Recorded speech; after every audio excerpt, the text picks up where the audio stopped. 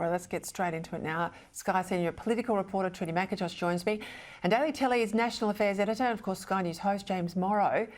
We've heard there the PM's on his way to India. We know then he'll go, confirmation, Trudy, then across to the United States. There'll be a meeting there with Rishi Sunak and obviously President Biden. What else can you tell us about the trip?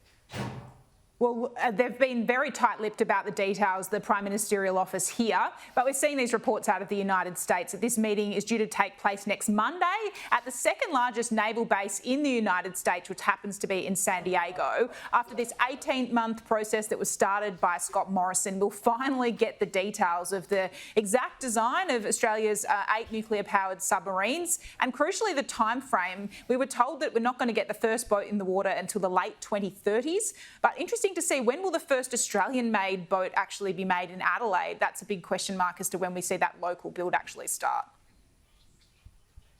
2030, I tell you, if all the defence pundits are right, we'll be speaking Mandarin by the time we get that boat, but we'll see what happens there, won't we, James? Of course, while the PM's away, the opposition leader gets an open paddock. He was kicking in it today, a speech at the Australian Financial Review's conference, and a pretty stinging critique of Labor's agenda. Have a listen. The government wants to experiment with the same system of socialism which has devastated nations wherever and whenever it's been implemented, and ignoring the lessons of history won't serve our country well. So Labor's over on one side running a class war attack. The coalition's now saying, well, this is socialism by stealth. Some would say it's pretty open about a socialist position here on many of these policy areas. Will it cut through, James?